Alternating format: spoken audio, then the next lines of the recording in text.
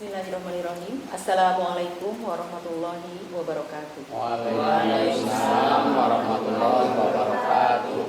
Alhamdulillahirabbil alamin. Wassalatu wassalamu ala asyrofil anbiya'i wal mursalin wa ala alihi wa sahbihi ajma'in. Amma ba'du. Apa kabar pemirsa RCTV dimanapun Anda berada? Semoga kita semua dalam keadaan sehat walafiat dan diberi kekuatan oleh Allah dalam menjalankan ibadah Ramadan di tahun ini. Bertemu kembali dalam program The Spirit of Ramadan dengan SMP Negeri 12 Kota Cirebon, kerjasama antara Dinas Pendidikan Kota Cirebon dan RCTV Langka Padang. Pada kesempatan kali ini kita akan membahas materi tentang keutamaan-keutamaan di bulan Ramadan. Pertama-tama perkenalkan, nama saya Sri Kartika Leliana sebagai moderator. Saya adalah staf pengajar Pendidikan Agama Islam dan Budi Pekerti di SMP Negeri 12 Kota Cirebon. Bersama kita ada Bapak Naspan, MPD. Beliau adalah sebagai narasumber. Assalamualaikum Pak Naspan. Waalaikumsalam warahmatullahi wabarakatuh. Bagaimana kabarnya Pak? Alhamdulillah. Alhamdulillah. Dan bersama kita juga ada siswa-siswi SMP Negeri 12 Kota Cirebon Cetar Cemerlang. Assalamualaikum anak-anakku sekalian. Waalaikumsalam warahmatullahi wabarakatuh. Bagaimana kabarnya? Sehat semuanya? Alhamdulillah. Alhamdulillah. Baiklah anak-anakku, nanti kalian bisa memperhatikan apa yang akan disampaikan oleh Pak Naspan, dan setelah Pak Naspan selesai memaparkan materinya, kalian bisa bertanya tentang apapun seputar puasa. Siap ya untuk mendengarkan? Siap. Baik. Nah, anak-anakku sekalian dan para pemirsa, bulan Ramadan ini adalah bulan yang penuh dengan keberkahan. Dan setiap amal yang kita lakukan akan dilipat gandakan pahalanya. Nah, apa sajakah yang termasuk keutamaan-keutamaan dari bulan Ramadan itu? Mangga, Pak Naspan, silahkan memaparkan tausiahnya. Terima kasih Ibu Leli sudah memberikan waktu untuk saya menyampaikan tausiah dalam artian yang bisa disampaikan Ibu tadi yang kaitannya dengan di bulan suci Ramadan. Anak sekalian, siswa SMP Kota Cirebon dimanapun Anda berada, Assalamualaikum warahmatullahi wabarakatuh. Waalaikumsalam. Alhamdulillahirabbil alamin, wassalatu wassalamu ala asyrofil anbiya'i wal mursalin Sayyidina Muhammadin wa ala alihi wa sahbihi ajma'in, amma ba'd. Qala Allah Ta'ala fi Qur'anil Karim, a'udzu billahi minasyaitonir rajim. Ya ayyuhalladzina amanu kutiba 'alaikumusiyam kama kutiba 'alal ladzina min qablikum la'allakum tattaqun. Subhanallahul azim. Puji syukur kepada Allah Subhanahu wa taala. Alhamdulillah Bapak bisa bertatap muka bersilaturahmi dengan kalian semua dimanapun Anda berada. Mudah-mudahan pada kesempatan kali ini Anda bisa mengambil manfaat dari kegiatan yang dilaksanakan khususnya di SMP Negeri 12 Kota Cirebon. Mudah-mudahan kita semua tetap diberikan kekuatan, kesehatan untuk dapat menjalankan ibadah saum, yaitu ibadah puasa di bulan Ramadan.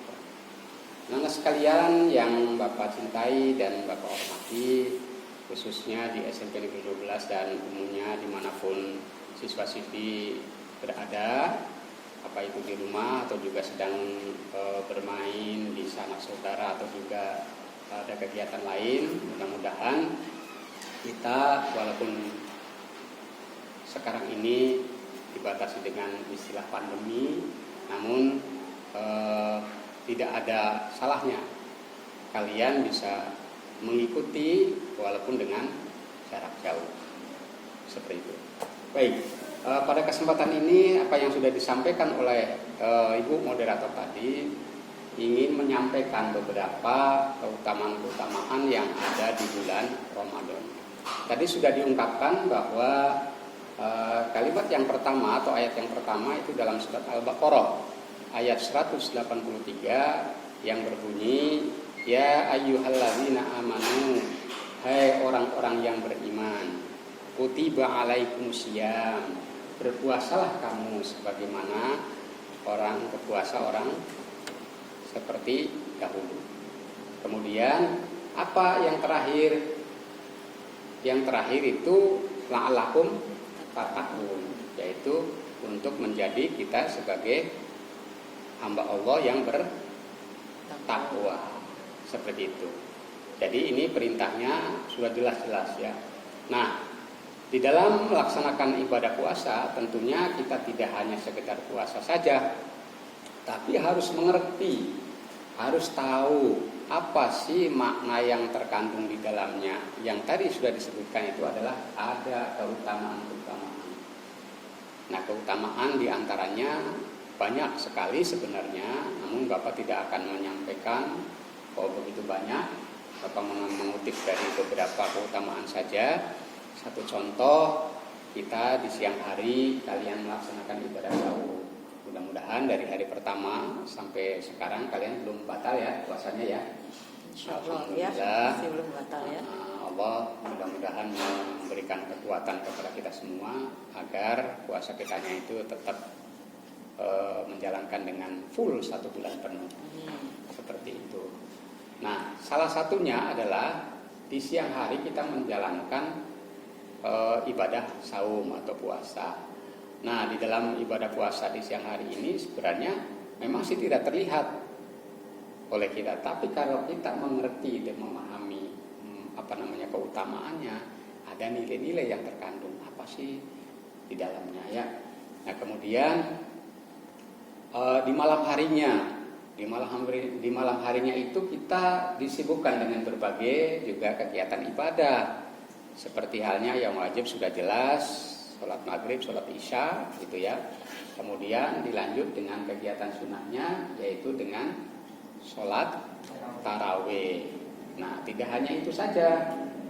Di dalam setelah selesai sholat tarawih, karena kita sudah tahu apa sih di dalam bulan suci Ramadan itu keutamanya banyak sekali, maka setiap tempat, setiap masjid, setiap mushola didengungkan untuk tadarus Al-Quran.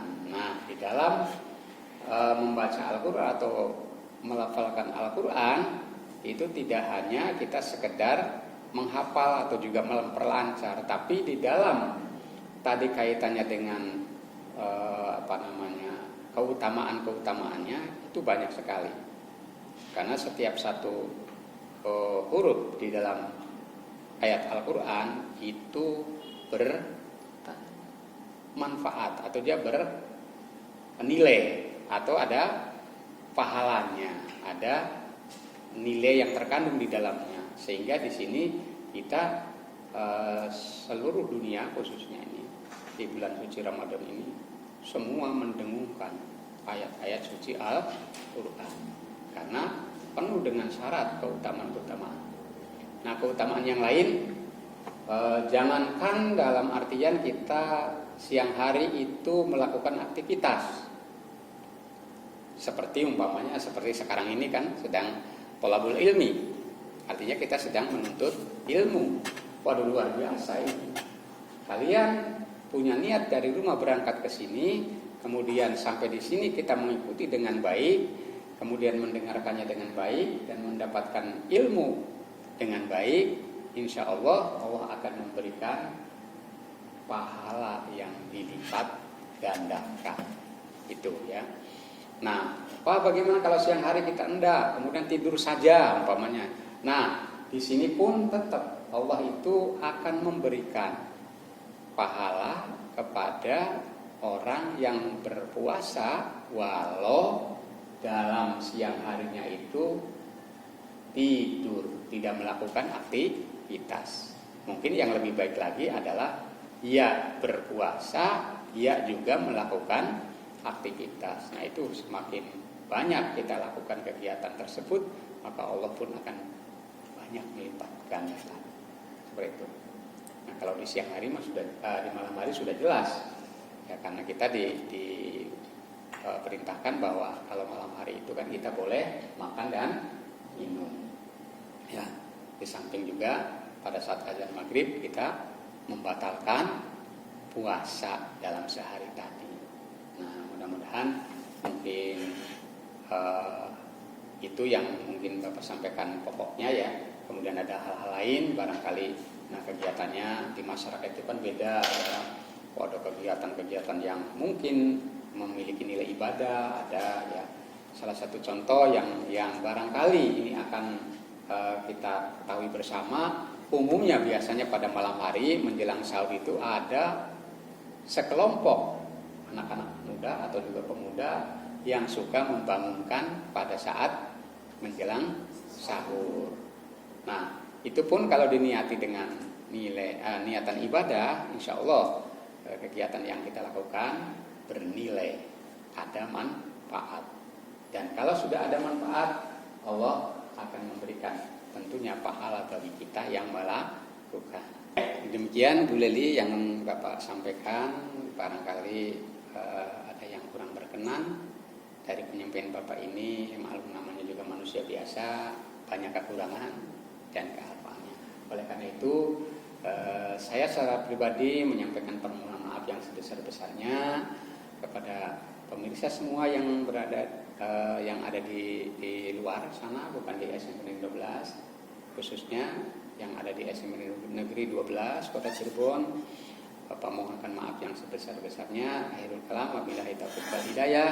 Wassalamualaikum warahmatullahi wabarakatuh. Waalaikumsalam warahmatullahi wabarakatuh. Terima kasih Bapak Nasban yang sudah menyampaikan tausiahnya. Mudah-mudahan apa yang disampaikannya bisa kita pahami dan bisa kita terapkan dalam kehidupan kita sehari-hari. Baiklah anak-anak sekalian, barangkali ada yang ingin bertanya, dipersilahkan. Nanti sebelum bertanya, sebutkan dulu namanya siapa, kelasnya kelas berapa. Siapa yang mau bertanya? Ya, silahkan. Baik, silahkan. Perkenalkan, nama saya Muhammad Iman Sanusi dari kelas 8B. Ya, silahkan. Pertanyaannya? Saya ingin bertanya, boleh tidak kalau malam kita ikut ngobrol ada membangunkan masyarakat sahur? Baik, pertanyaannya yang sangat bagus sekali. Bapak jawab bahwa bolehkah kalau malam hari kita melakukan ngobrol atau membangun? Boleh. Tapi di sini Bapak sikapi ada dua sisi. Ada sisi baik, ada sisi buruk. Ada sisi positif, ada sisi negatifnya.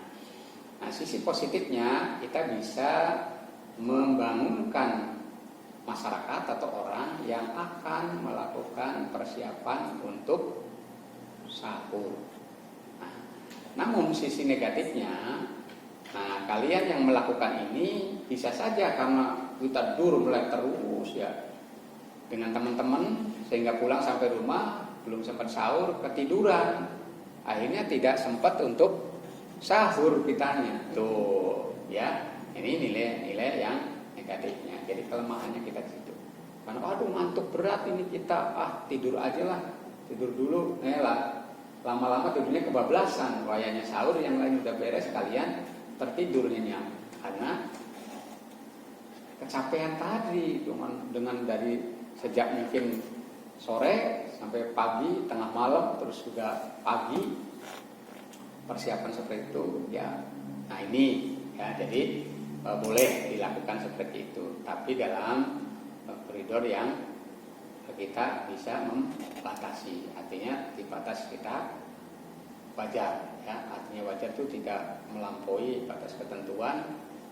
Sudah sampai mendekati mendekati imsak ya, imsak ayo aja masih keliling. Nah ini kan kita juga menyampaikan, menginformasikan kepada orang iya, tapi kita sendiri yang tidak mendapat pahala. Seperti itu ya. Baik, ada lagi ya.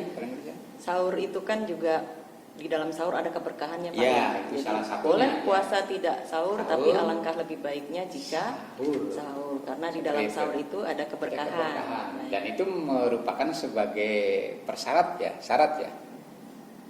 Untuk kita melakukan saum harus sahur. Sunnahnya. Iya. Tapi ada juga saya mau nggak sahur juga kuat. Ya boleh aja sih.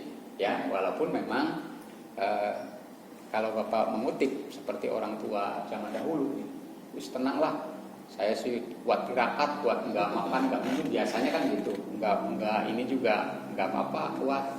Nah itu disarankan untuk Ramadan mah kita harus sahur seperti itu. Ya. Baik, selanjutnya pertanyaan kedua, silakan. Ya, baik, silakan. Perkenalkan, nama saya Putra Nugra Dewata, kelas 8C. Saya ingin bertanya, misalkan kalau kita tidak sempat membaca niat puasa ataupun tidak, apakah puasa kita akan sah? Baik, gimana Pak Nasman? Baik, untuk penanya yang kedua ya, ini sangat baik sekali. Mudah-mudahan juga yang lain bisa mendengarkan dengan baik, karena pertanyaan ini luar biasa menurut Bapak gitu ya. Nah, bagaimana kalau kita melaksanakan saum tidak membaca niat puasa? Tidak membaca niat.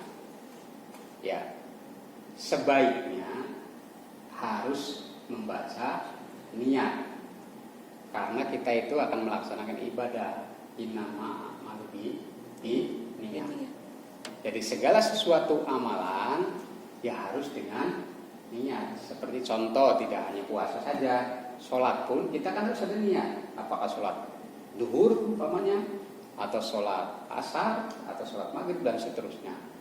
Tapi kalau sholat itu tidak punya niat, Allahu Akbar saja, nah ini istilahnya kita melaksanakan itu tidak sesuai aturan.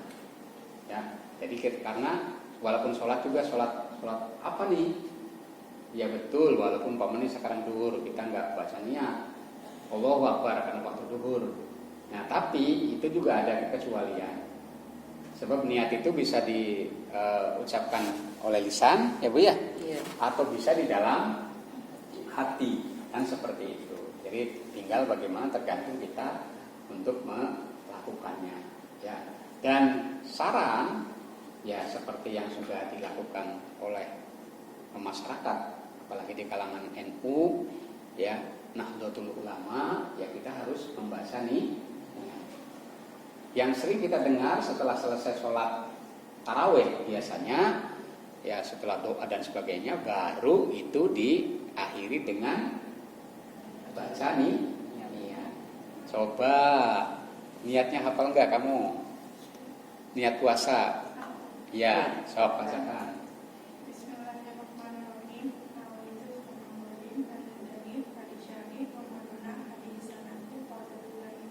Alhamdulillah, bagus. Coba ini kamu rada keras, kecil.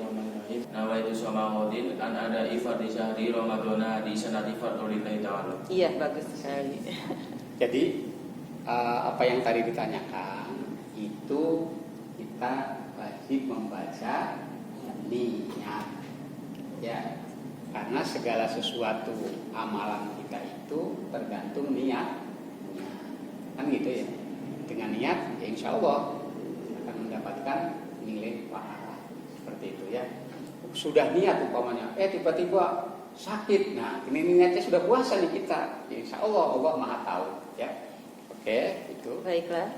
Pertanyaan berikutnya dari perempuan ya. Oke, dari tadi langsung Ya, kita aja. silakan. Silakan. Perkenalkan, nama saya Syarifah Kamila dari kelas 8C. Saya mau nanya, di saat bulan Ramadan bolehkah kita pergi jalan-jalan atau yang disebut ngabuburit bersama teman sambil menunggu maghrib? Ya. Gimana Pak Nasman? Terima kasih. Ini menarik sekali ya. Biasanya pada umumnya masyarakat kita itu sudah membudaya bahwa untuk menunggu buka puasa itu biasanya sekelompok masyarakat atau juga anak-anak muda-mudi lah gitu ya, bukan muda saja, muda-mudi itu biasanya akan melakukan istilah cek Sunda nama ngabuburit. Ya. Nah, itu bolehkah begitu ya pertanyaannya ya? Silahkan, boleh saja. Ya. Tuh, tidak dilarang. Tapi di sini ada tanda kutip. Ya. Karena tadi sudah niatkan segala sesuatu amalan harus dengan niat, kita niatnya bagaimana nih dalam pelaksanaan ngabuburit itu?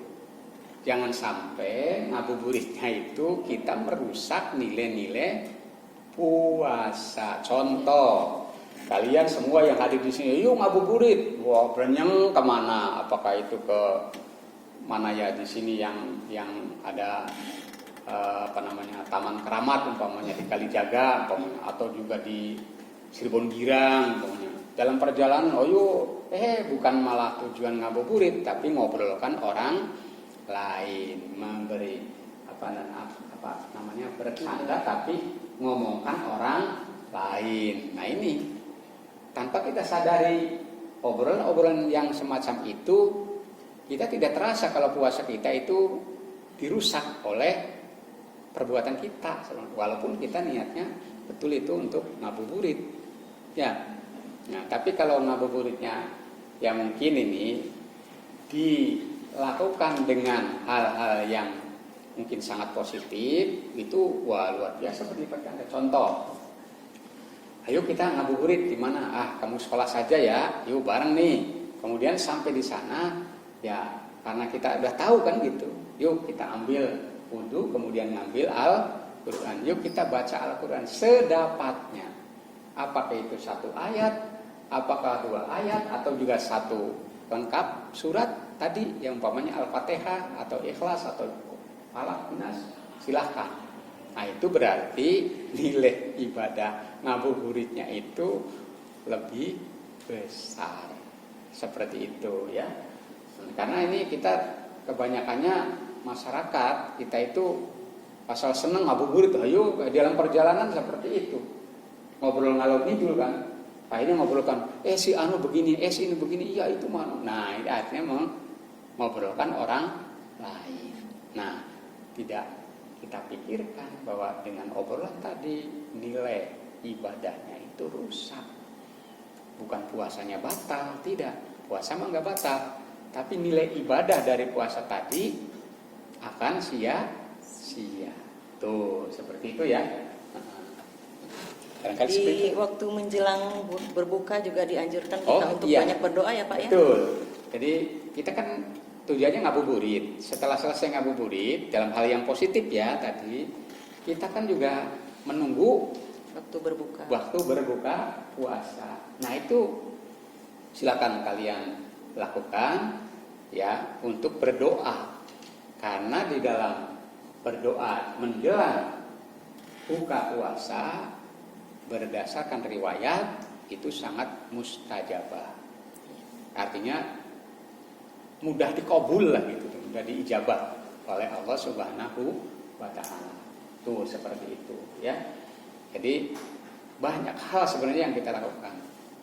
Ya. Nah, untuk menghindari kegiatan-kegiatan yang sifatnya kita ngabuburit tapi tidak punya nilai ibadah, ya sudahlah lebih baik kita di rumah baca Al-Quran atau tadarus Al-Quran. Itu mungkin yang nilai positifnya seperti itu. Ya. Nah, umpamanya saya sih sambil merenung sajalah di sana umpamanya. Ya mangga silakan, tapi jangan sampai nanti kita merusak nilai-nilai ibadah puasa. Itu barangkali Bu yang bisa disampaikan. Baik, terima kasih banyak Pak Naspan. Bagaimana anak-anak sudah paham dengan apa yang disampaikan oleh Pak Naspan hari ini? Alhamdulillah. Baiklah pemirsa sekalian, demikianlah perbincangan kita kali ini. Mudah-mudahan apa yang kita sampaikan bisa bermanfaat buat kita semua. Terima kasih atas perhatiannya. Wabillahi taufik wal hidayah. Wassalamualaikum warahmatullahi wabarakatuh. Waalaikumsalam warahmatullahi wabarakatuh.